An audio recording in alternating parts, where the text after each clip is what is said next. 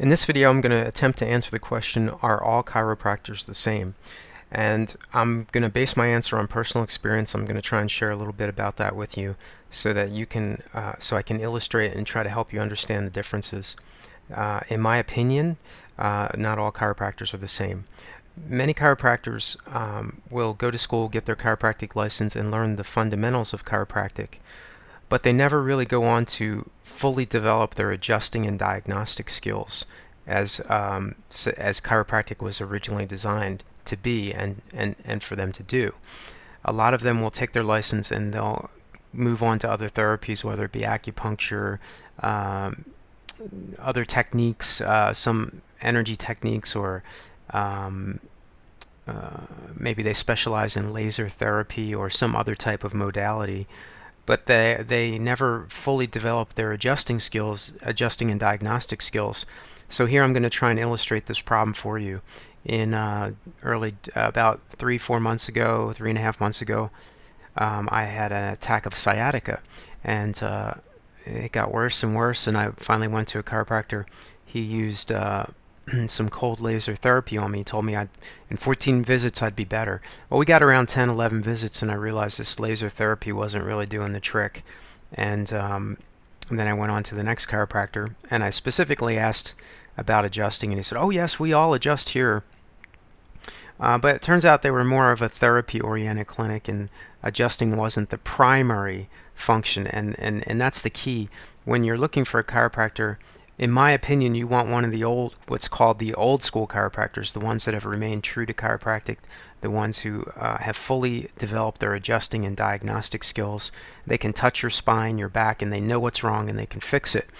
But some other chiropractors haven't been able to do that. So this chiropractor worked on me for a couple weeks, spent some money with him, and then he said, "I think there's not much more I can do for you."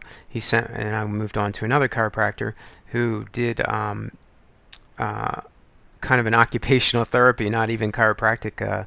I'm not sure that there was even an adjusting bench in the office. It was more about a particular physical therapy type technique. And at first, it actually kind of helped me a little bit, but I realized quickly it wasn't getting the job done. In fact, and some of the things he was doing maybe were even hurting me a little bit. So fast forward a little bit, I stopped all that, but the pain persisted for me.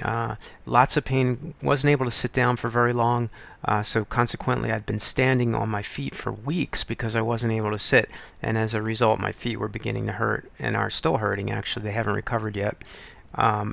And sleeping was a problem. I found I could only sleep on my stomach, which is already, many people consider that a bad way to sleep. Wasn't able to sleep on my side or my back because the pain was too much, and I wasn't getting much sleep anyway. If I got an hour and a half, I was lucky, and then I'd have to get up and pace around for an hour until the pain calmed down.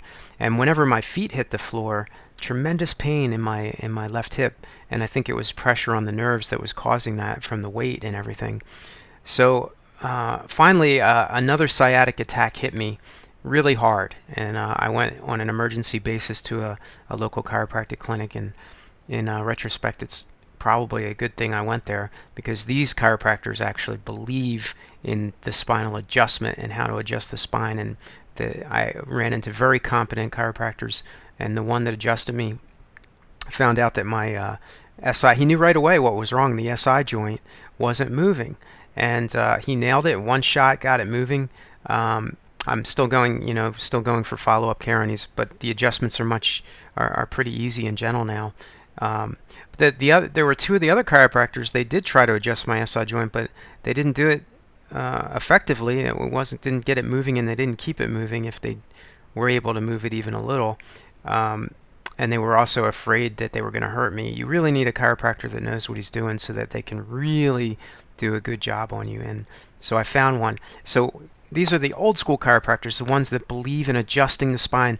The spinal adjustment is their primary tool, and that might be the question you can ask. Is your primary tool the chiropractic adjustment? And if they say yes, there's a good chance possibly that you've found an old school chiropractor that can really help you. Not to say the other ones didn't help me, they did, but the thing is, this problem persisted for 3 months. It's very painful, and who knows how worse it got by not getting treated. And anyway, I don't I'm not here to disparage anyone. You know, everyone does their own thing in life, and I don't blame those people at all, those other chiropractors at all. It's just that for someone watching this video, you might wonder, what is there a difference between chiropractors? And if you need chiropractic care, and of course this is just my opinion and other people have their own opinions, but my opinion is find a chiropractor who makes the spinal adjustment his primary tool in practice and has well developed that skill and the diagnostic skills that go with it, so they can just feel your spine, they know what the problem is, and they can fix you much better that way. That's my opinion. Not everybody's going to agree, not everybody will share my opinion, of course, but if this helps one person who's in pain, that needs help and is not sure where to turn, I would be very happy to know that. So if that's you, or you know, I would love to hear your comment if that's the case. I'd love to know this video helped at least one person. So thank you for watching, and take care.